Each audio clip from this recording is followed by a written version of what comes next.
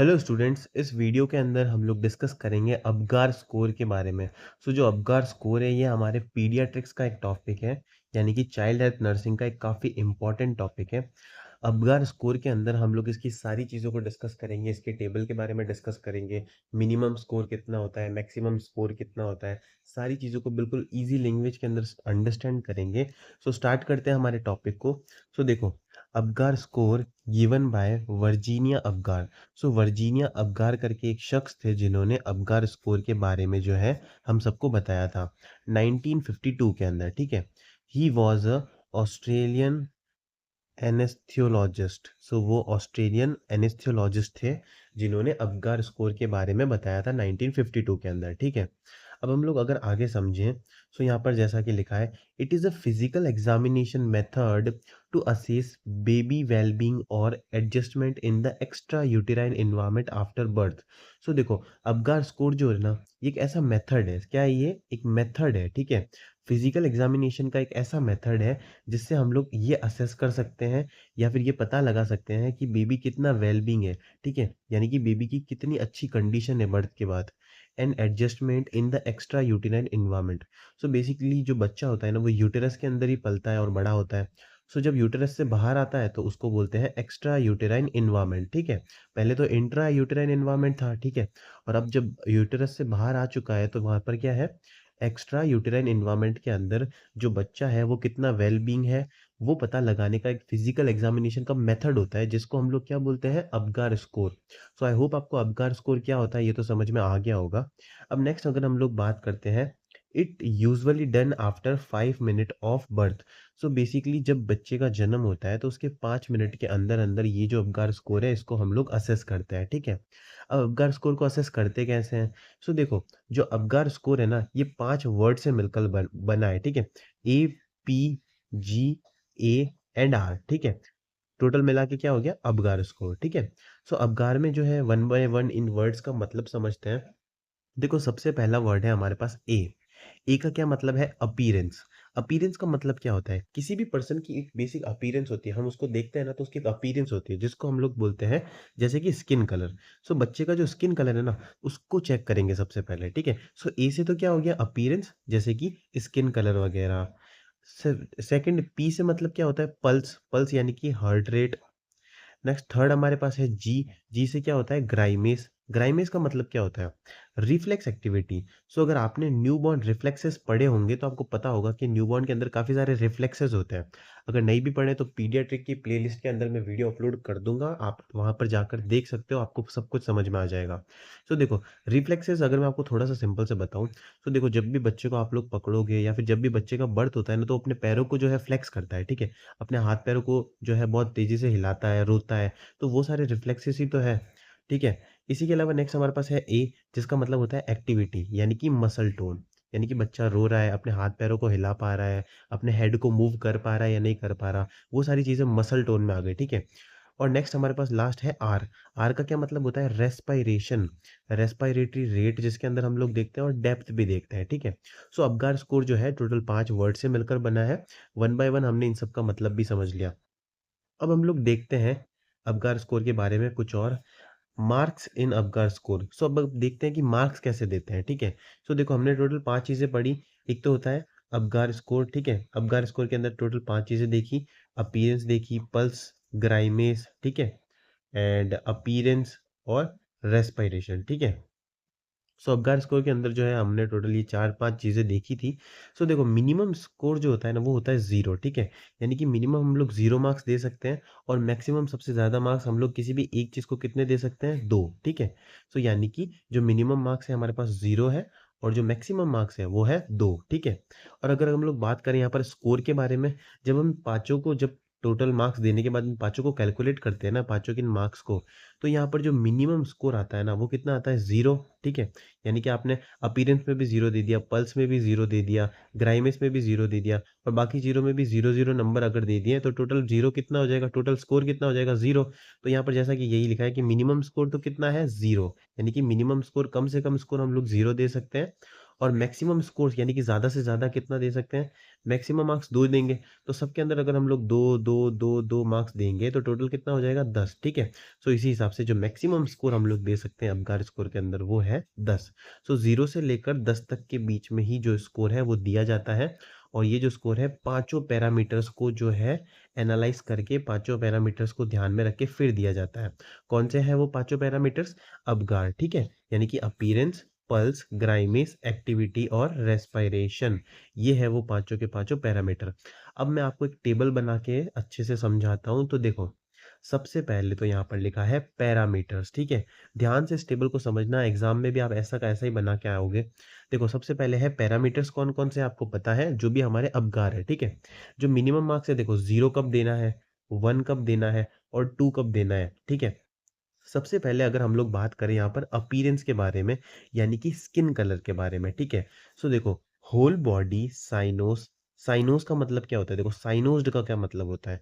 जब हमारी बॉडी के अंदर देखो, आपको ये तो पता ही है कि जितनी भी हमारी बॉडी है वो सेल्स और टिश्यू से मिलकर बनी है और सेल्स और टिश्यू को जो है ऑक्सीजन की ज़रूरत होती है अपनी सेल्स को मल्टीप्लाई करने के लिए, मेटाबॉलिज्म करने के लिए, ठीक है? सो देखो, वो ऑक्सीजन उनको मिलती कैसे है? वो ऑक्सीजन उनको मिलती है ब्लड के थ्रू, ठीक है?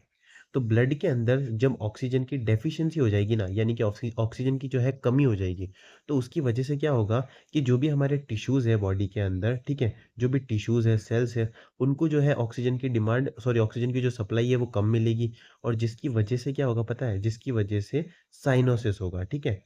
सो आपको समझ में आ गया होगा कि ब्लड के अंदर ऑक्सीजन की जब कमी होती है, तो उसकी वजह से टिश्यूज़ तक ऑक्सीजन ढंग से नहीं पहुँच पाती और उसकी वजह से क्या होता है? साइनोसिस होता है, ठीक है?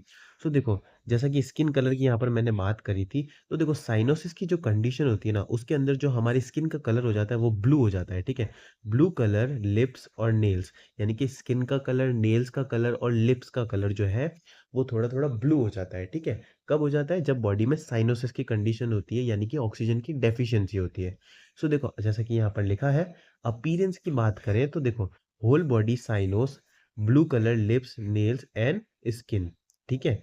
जब आपकी बॉडी जो है किसी भी बच्चे की बॉडी जब साइनोस है यानी कि उसकी जो ब्लू कलर की स्किन नेल्स है तो वहां पर आप लोग अपीयरेंस के अंदर कितना नंबर दोगे? 0, ठीक है? और वहीं पर नेक्स्ट है बॉडी पिंक एक्सट्रीमिटीज साइनोस एक्रोसाइनोसिस। सो इसका क्या मतलब हुआ? देखो, इसका मतलब है कि देखो ये बच्चे का सर है, ये बच्चे की नीचे वाली बॉडी है, ठीक है? और ये दोनों पैर है, ठीक है? सो देखो, ये जो हमारे पास बॉडी है ना, एक सेकंड, ये देखो ये जो बॉडी है ना बीच वाली, ये तो कौन सी है? पिंक कलर की। और पिंक कलर कब होता है पता है? जब बॉडी के अंदर ऑक्सीजन जो है वो बहुत अच्छे से सप्लाई हो रही है। सो बॉडी तो जो है वो है पिंक कलर की, यानी कि बॉडी के अंदर जो ऑक्सीजन है वो तो प्रॉपर अमाउंट में है। लेकिन एक्सट्रीमिटीज का क्या मतलब होता है पता है? जैसे कि हाथ और पैर, ठीक है? सो जो एक्सट्रीमिटीज है ना हमारे, ये दोनों हाथ और दोनों पैर, ये क्या है? साइनोस है, यानी कि इनके अंदर ऑक्सीजन की डेफिशिएंसी है और उस कंडीशन को क्या बोलते हैं? एक्रोसाइनोसिस। एक्रोसाइनोसिस क्या है कि जब हमारी बॉडी जो है उसके अंदर तो ऑक्सीजन की सप्लाई प्रॉपर है, बट जो एक्सट्रीमिटीज है ना जैसे कि हाथ पैर वगैरह, वो साइनोस है, यानी कि उनके अंदर जो है ऑक्सीजन की प्रॉपर सप्लाई नहीं है। तो इसी कंडीशन के अंदर हम लोग कितना नंबर देंगे? 1 नंबर देंगे, ठीक है? इसी के अलावा लास्ट हमारे पास है फुल बॉडी पिंक, यानी कि पूरी बॉडी पिंक है। इसका मतलब है पूरी बॉडी के अंदर जो ऑक्सीजन की सप्लाई है वो बहुत ज़्यादा हाई है, रिच है। उस कंडीशन के अंदर कितना मार्क्स दिया जाएगा? 2। सो आई होप आपको यहाँ पर कितना मार्क्स किस कंडीशन में देना है सब कुछ समझ में आ गया होगा, ठीक है? जब बॉडी जो है पूरी तरीके से साइनोस है तो 0 नंबर देंगे, अगर आधी साइनोस है तो 1 नंबर देंगे और अगर पूरी बॉडी पिंक है, बच्चा अच्छे से रो रहा है, फ्लेक्शन कर रहा है, तो उस कंडीशन के अंदर आप लोग 2 नंबर दोगे, ठीक है?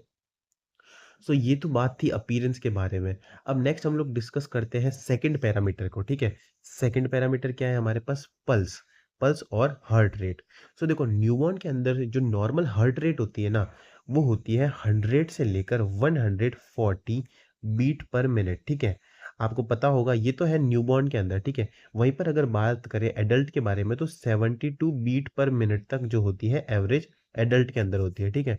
न्यूबॉर्न के अंदर जो हार्ट रेट होती है वो ज़्यादा होती है एडल्ट से। नाउ नेक्स्ट हम लोग बात करें यहाँ पर पैरामीटर्स के बारे में, तो देखो पल्स की हम लोग बात कर रहे हैं।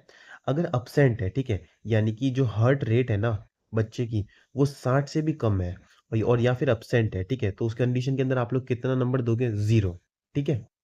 और वहीं पर जो हार्ट रेट है वो 100 से कम है बट 60 से ज़्यादा है, ठीक है?